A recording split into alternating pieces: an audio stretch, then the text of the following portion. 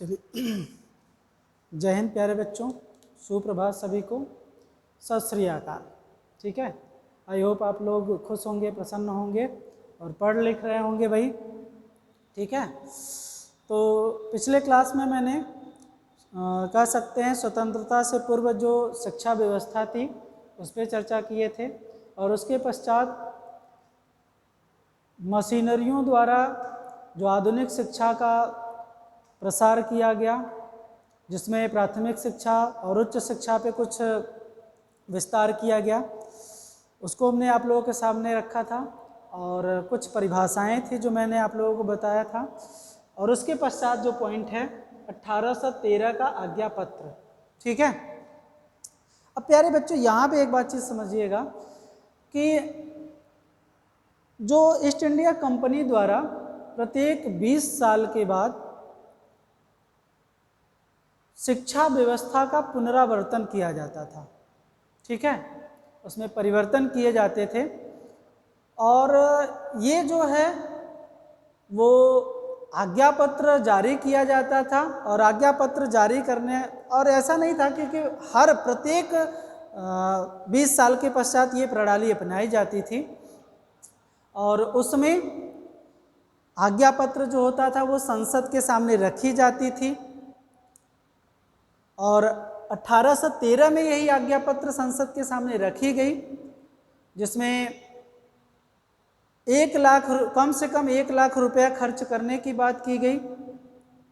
संसद में बहुत सारे इसका विरोध भी हुआ, और फाइनली आप कह सकते हैं काफ़ी विरोध होने के पश्चात भी ये जो ग्रांट था वो पास कर दिया गया, और शिक्षा को और अच्छे तरीके से, सुदृढ़ तरीके से विस्तार करने पर बल दिया गया। ठीक है, जिसमें मुख्यतः ये बात समझ में आती है कि साहित्य के पुनरुद्धार और समुन्नति के लिए, भारतीय विद्वानों को प्रोत्साहित करने के लिए, और भारत के ब्रिटिश प्रदेश के निवासियों में, एक चीज़ ये भी ध्यान रखिएगा कि यहाँ पे भारतीय विद्वानों की बात की जा रही है, उसके बाद भारत के जो ब्रिटिश प्रदेश के निवासी हैं उनकी भी बात की जा रही है। में विद्वानों के ज्ञान का प्रसार एवं विकास करने के लिए प्रतिवर्ष कम से कम 1 लाख रुपए की धनराशि पृथक, मतलब अलग रखी जाएगी और उस पर व्यय भी की जाएगी। ठीक बात, ये कहीं ना कहीं संसद में ये बात रखी गई, ब्रिटिश पार्लियामेंट में फिर उसके पश्चात पारित हुआ, पारित होने के पश्चात ये चीज़ें सामने आई।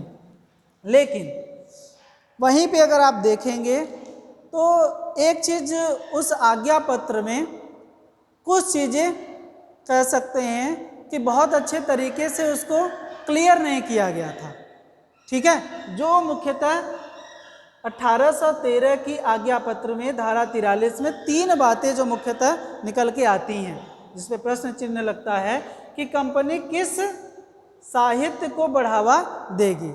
अब साहित्य में जो आता है साहित्य शब्द, तो उसमें आप देखेंगे कि किस साहित्य की जब बात करता है तो उसमें एक साहित्य आता है प्राच्य साहित्य। ठीक है, अब प्राच्य साहित्य के अंतर्गत भारतीय विद्वान आते हैं। ठीक है, और पाश्चात्य की जब बात करते हैं तो पाश्चात्य साहित्य के अंतर्गत इसमें हम लोग अंग्रेजी विद्वान को रखते हैं। ठीक है, तो यहाँ पर साहित्य में ये क्लियर नहीं हुआ कि किस साहित्य को बढ़ावा दिया जाएगा। ठीक है, प्राच्य साहित्य को कि पाश्चात्य साहित्य को। ठीक, तो ये भी प्रश्न चिन्ह बनता है। और साहित्य की भाषा कौन सी होगी ये भी नहीं स्पष्ट किया गया। प्राच्य साहित्य की अपनी भाषा और इनकी अपनी भाषा, तो साहित्य में कौन सी भाषा होगी वो भी यहाँ पर स्पष्ट नहीं किया गया है। ठीक है, किन विद्वानों का प्रसार किया जाएगा ये भी नहीं, क्योंकि भारतीय विद्वान है और इसमें अंग्रेज विद्वान है या अंग्रेजी विद्वान है, हाँ, भाषा के। तो अब यहाँ पर किस भाषा पर ज़्यादा जोर दिया जाएगा ये कहीं ना कहीं स्पष्ट नहीं किया गया है इसमें। ठीक है, तो इस आज्ञा पत्र में आप देखेंगे तो दो प्रकार का विवाद उत्पन्न होता है, जिसको हम लोग कह सकते हैं या भारत में इस नाम से ज़्यादा जाना जाता है, प्राच्य और पाश्चात्य का विवाद। ठीक है, भारतीय शिक्षा का जब भी आप इतिहास उठा करके देखेंगे तो उस इतिहास में 1813 का जो आज्ञा पत्र है उसमें प्राच्य और पाश्चात्य विवाद के नाम से कहीं ना कहीं हम देखने को मिलता है। ठीक है प्यारे बच्चों, तो जब भी हम भारतीय इतिहास की बात करेंगे तो उसमें अंग्रेजी शिक्षा प्रणाली का सूत्रपात जब किया जाता है या फिर भारतीय शिक्षा के इतिहास का जब सूत्रपात किया जाता है तो उसमें ये विवाद हमें देखने को मिलता है। ठीक है, अब इसके विवाद के बारे में थोड़ा सा जान लेते हैं कि क्यों ये विवाद उत्पन्न हुआ था। ठीक है, जिसको हम लोग कह रहे हैं क्या, प्राच्य पाश्चात्य विवाद। ठीक है, ये विवाद है क्या, तो 1813 की जो आज्ञा पत्र है जिसमें धारा 43 है, शिक्षा का जो उत्तरदायित्व है पूरा का पूरा कंपनी पर है ना, कंपनी का ही उत्तरदायित्व है और वही भारतीय शिक्षा को कहीं ना कहीं आगे बढ़ाने का काम कर रही है इस टाइम।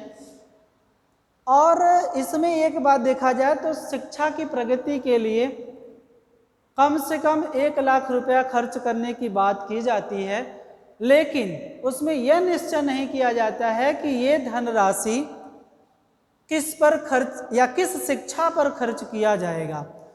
वो प्राच्य शिक्षा पे खर्च किया जाएगा कि पाश्चात्य शिक्षा पर खर्च किया जाएगा। ये जो कि बताया नहीं गया था उसमें आज्ञा पत्र में, इसलिए कहीं ना कहीं हम लोग प्राच्य और पाश्चात्य विवाद के नाम से जानते हैं। अच्छा, इस विवाद में अगर देखा जाए तो लफड़ा यही है कि आखिर इस रुपए को 1 लाख रुपए पर किस शिक्षा व्यवस्था पर खर्च करें। ठीक है, तो मेन मुद्दा यही है जिसमें ये नहीं बताया गया कि हम प्राच्य पे खर्च करें कि पाश्चात्य के पे करें, सिर्फ नाम क्या दे दिया गया, साहित्य शब्द दे दिया गया। तो साहित्य में तो दोनों आते हैं ना, प्राच्य साहित्य और पाश्चात्य साहित्य, तो इसलिए ये विवाद कहीं ना कहीं देखने को मिलता है। इसके अगर विवादों पर बात करें तो मुख्यतः जो है वो 3 बातें उभर करके सामने आती हैं, जिसमें पहला है 1 लाख रुपए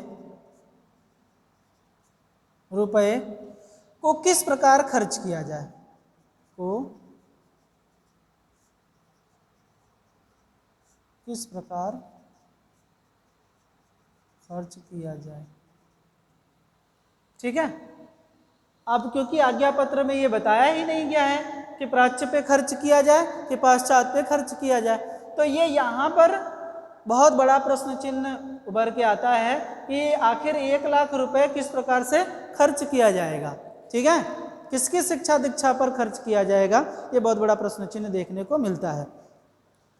अब उसके बाद दूसरी चीज जो देखने को मिलती है विवाद का कारण, कि अब इसमें यह बताया जाता है भारतीय विद्वानों के अंतर्गत किन किन विद्वानों को रखा जाए। दूसरी विवाद, भारतीय विद्वानों के अंतर्गत किन किन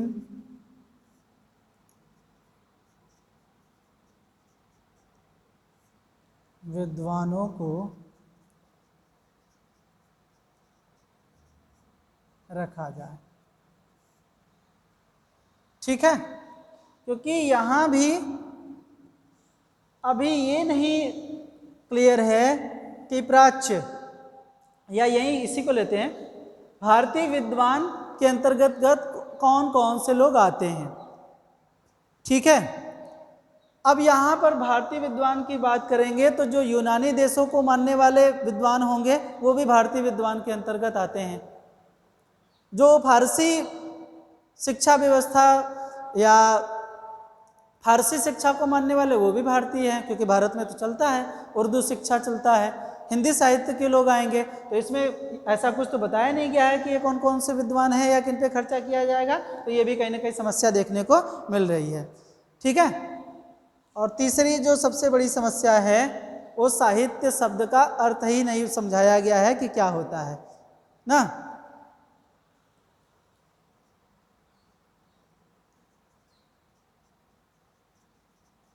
साहित्य शब्द का आशय क्या है, यह स्पष्ट ही नहीं है। तो ये कहीं ना कहीं तीन विवाद देखने को मिलता है। अब शिक्षा जगत में जब भी आप जाएंगे तो ये विवाद कहीं ना कहीं जो प्राच्य और पाश्चात्य का विवाद है ये काफ़ी आप प्रचलित विवाद है, और जब भी आप इतिहास उठा के देखते हैं तो इस विवाद का कहीं ना कहीं जिक्र किया जाता है। और ये विवाद अगर आप देखेंगे तो कब स्टार्ट हुआ था ना, लेकिन ये विवाद चलता कब तक है, 1834 तक चलता है। ठीक है। अब इसके पश्चात तत्कालिक जो गवर्नर जनरल थे लॉर्ड विलियम बेटिंग, ये सदन की बैठक बुलाते हैं, दोनों सदनों को जिसमें प्राच्य और पाश्चात्य को आपसी समझौता करने का प्रयास करते हैं, समझने का वहाँ पे भी प्रयास करते हैं कि आखिर मुख्यतः मुद्दा क्या है, और इस मुद्दे का समाधान करने के लिए फिर उसके पश्चात लॉर्ड विलियम बेटिंग जो हैं बुलाते हैं किसको, सबसे चतुर चालाक, ठीक है, शिक्षाविद दार्शनिक, जो कि 1834 में उसका आगमन होता है भारत में, मैकाले को। अब यहीं पे मैकाले का कहीं ना कहीं आगमन होगा भारत में। तो अब हम लोग मैकाले का विवरण पत्र पे अध्ययन करेंगे कि इस धनराशि को खर्च करने के लिए उसने क्या क्या उपाय बताए। ठीक है।